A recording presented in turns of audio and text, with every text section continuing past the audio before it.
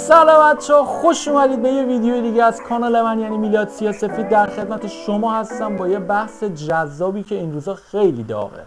همه جا وقتی میرید اسمشو میشنوید و اون چیزی نیست جز AI، یعنی هوش مصنوعی. یک سری از ابزارها در دسترس ما قرار گرفته که ازشون میتونیم استفاده کنیم توی هر زمینه‌ای. ولی خب برعکس خیلی از این ریلزای اینستاگرامی که شما نگاه میکنی، آره مثلا بیا آهنگ درست کن با این، آره بیا مثلا با این کارو بکن، بیا با اون صورتتو بذار جای فلان بازیگر، جای فلان خواننده، اینا اینجور چیزا قرار نیست معرفی بکنیم.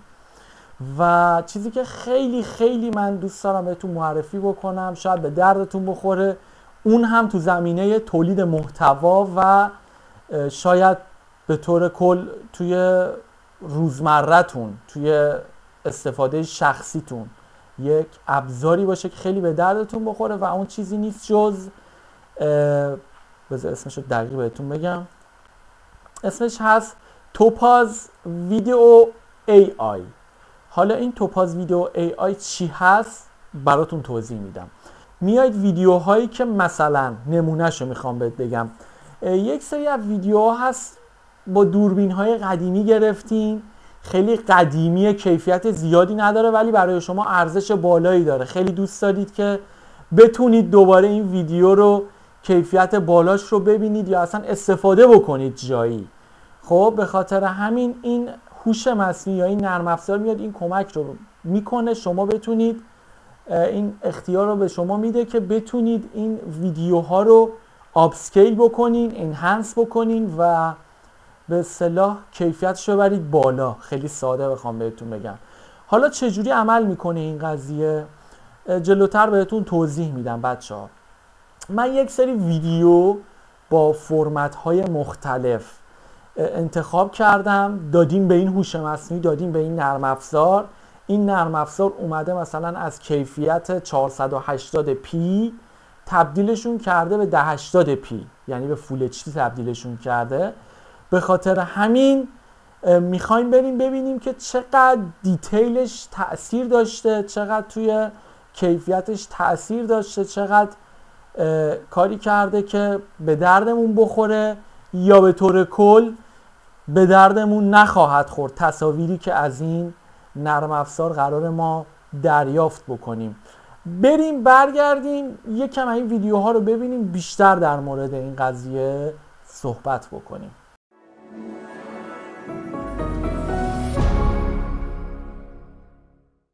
خب بچه همونجوری که مشاهده میکنید الان این تصویر 480p، یعنی این تصویر اصلیه توی فریم فول HD میبینید این اندازه است و الان تصویر فول HD رو میبینید که چقدر فرق این دوتا تصویر میتونه باشه.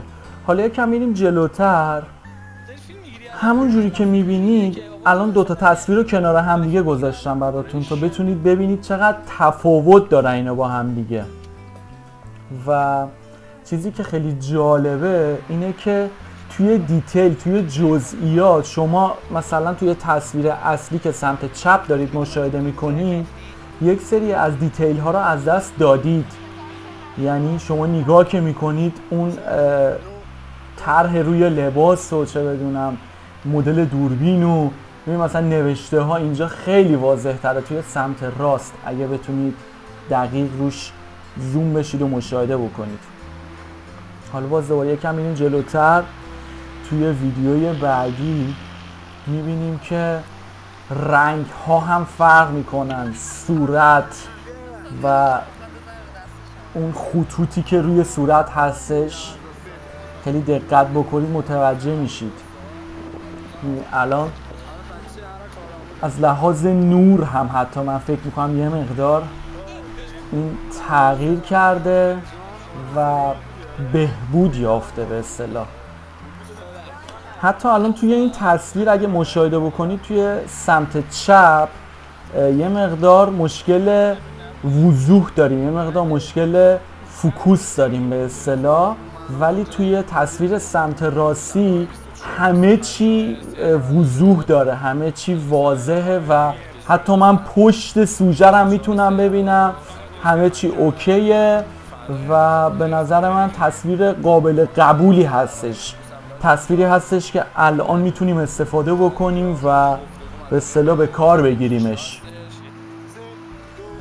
الان اینجا هم همونطوری که توی ویدیوی قبلی مشاهده کردیم روی نوشته ها وضوح خاصی داره. حتی من الان سپایه دوربین رو دارم میبینم توی تصویر سمت چپی تاره، ولی اینجا خیلی واضحه. اینجا مثلا درخت‌ها رو شما مشاهده بکنید، یه سری از شادوها رو از دست داده، یه سری از سایه ها رو از دست داده و حتی ترک‌های روی زمین شما نگاه بکنید کلی فرق دارن با هم. اینجا هم که من دویدم برگشتم.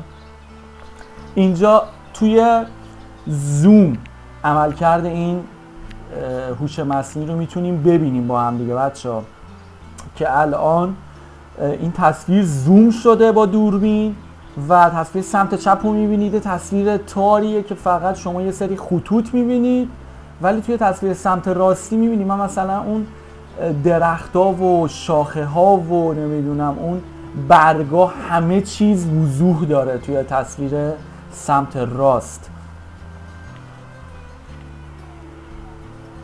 الان مشاهده میکنی آره مثلا اتفاقی که داره میفته رو ما داریم میبینیم با جزئیات. و اینجا یه مقدار توی نور میخواستم نشونتون بدم چقدر فرق میتونه داشته باشه دوتا تصویر با هم دیگه.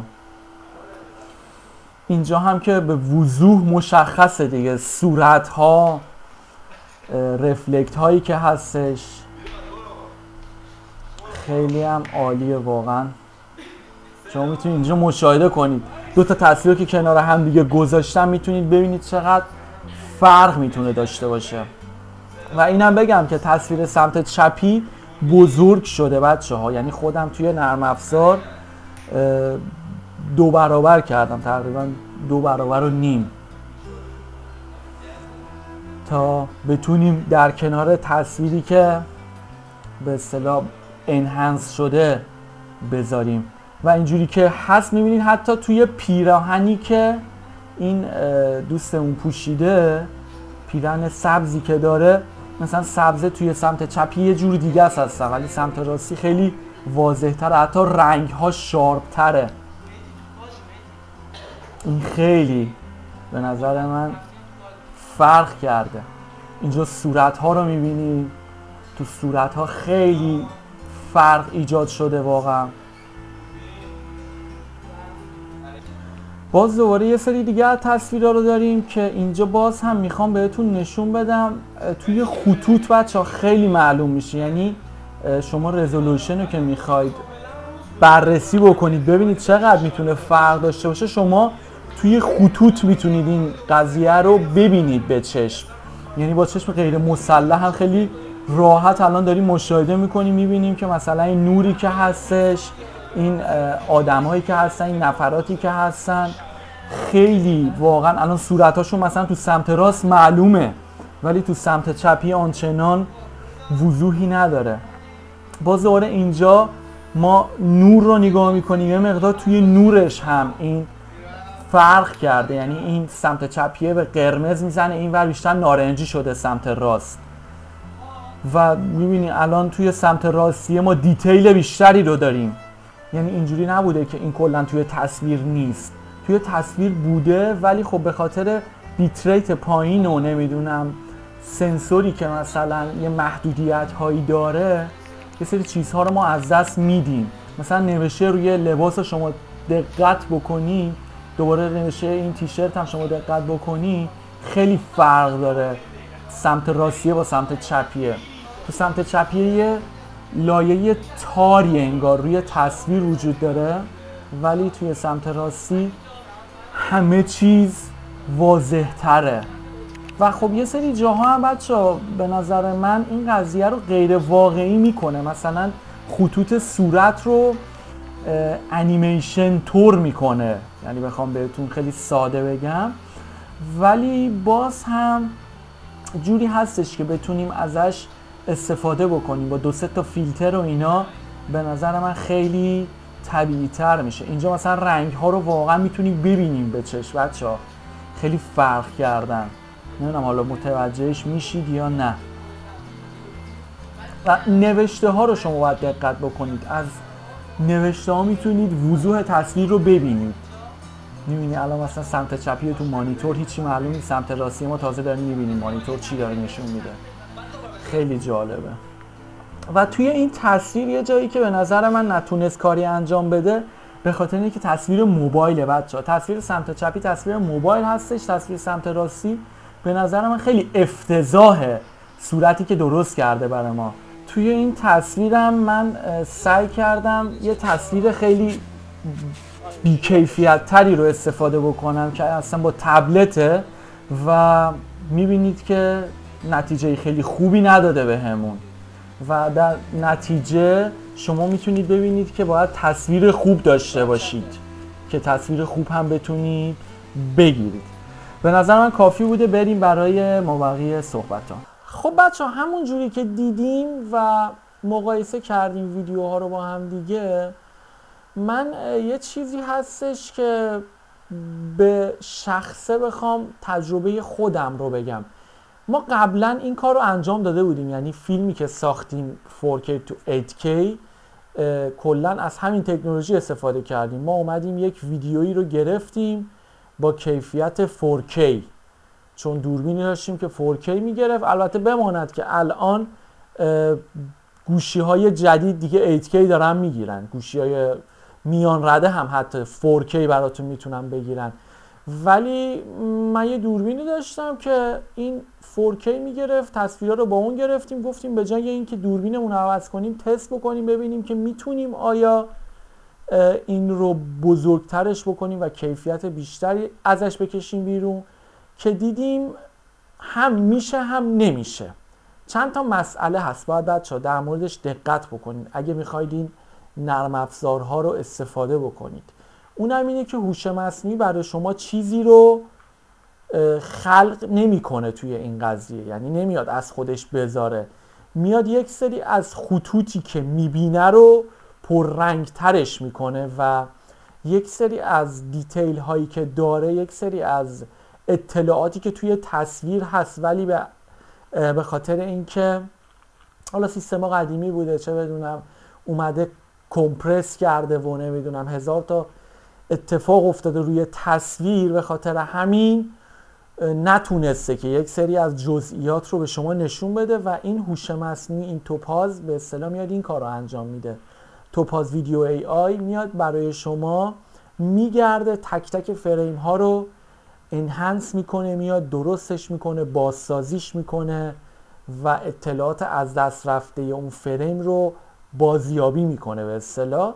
به خاطر همین شما میبینید که کیفیت ویدیوتون یه مقدار میاد بالاتر، کیفیت ویدیوتون بهتر میشه، سایز ویدیوتون بزرگتر میشه. همون جوری که دیدید من نشون دادم سایز اصلی چقدر میتونه باشه و این ویدیوی اینهانس شده چقدر بزرگتر شده نسبت به اون تصویر اصلیمون.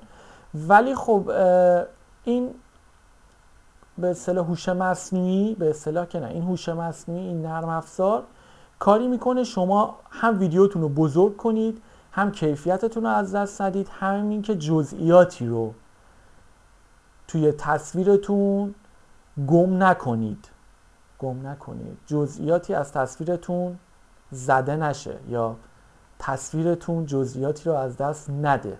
خیلی سخت دارم صحبت میکنم، ولی به هر حال این هوش مصنوعی کمک میکنه به اون دسته از عزیزانی که ویدیوهای قدیمی دارن. مخصوصا خیلی این قضیه باب شده که میان از نگاتیوهای قدیمی کپی جدید میگیرن و خیلی جاها اگر کپی خوبی داشته باشی از یک فیلم میتونی اون رو از طریق این هوش مصنوعی، این ابزارها تبدیل بکنی به ویدیویی که الان واقعا چه میدونم ویدیوی 4K تبدیلش کنی یا مثلا فول HD تبدیلش کنی. خلاصه که آره بچه اینجوریه. اما برای استفاده این هوش مصنوعی چیزی که خودم تجربم هستش میخوام به اشتراک بذارم باهاتون، اونم اینه که برای اینکه خروجی خوبی بتونید بگیرید باید ورودی خوبی هم بهش بدید. یعنی ورودی خیلی ضعیف رو آنچنان نمیتونه براتون کیفیتش رو خوب بکنه و یک ویدیوی خیلی غیر واقعی و به اصطلاح نامعلوم میسازه براتون و بهتره که از ویدیوهای کیفیت بالا، حالا ویدیوهایی که مثلا قدیم با دوربین‌های سایبر شات گرفتید، مثلا خیلی از تصاویری که من خودم انتخاب کرده بودم با دوربین‌های سایبر شات مثلا کنون و نمیدونم سونی و اینا گرفته بودی و تبدیل کردیم اینو به فول اچ دی تا الان بتونیم جزئیات اون ویدیوها رو ببینیم با هم دیگه.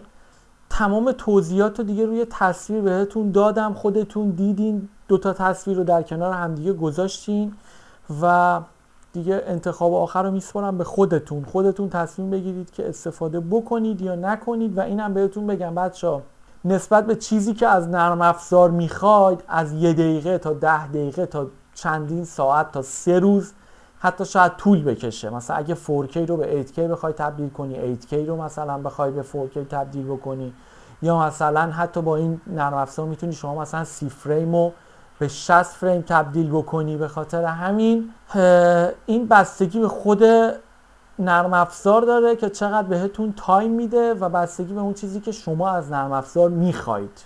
پس تایمینگاش متفاوته، اینکه چقدر زمان بگیره تا ویدیو رو تحویلتون بده بستگی به چیزی داره که از نرم افزار میخواید. شما رو به خدای متعال میسپارم. امیدوارم که ویدیو به دردتون بخوره. این ابزاری که بهتون معرفی کردم، این نرم افزاری که بهتون معرفی کردم، من خودم که خیلی استفاده کردم تا الان و استفاده هم خواهم کرد و امیدوارم که به کار شما هم بیاد. گفتم با شما هم به اشتراک بذارم، شما هم استفاده کنید، لذت ببرید ازش. تا برنامه بعدی شما رو به خدا می سپارم. هر جایی هستید خوب و خوش و خرم باشید. لایک و کامنت و ساب یادتون نره. فعلا خداحافظ.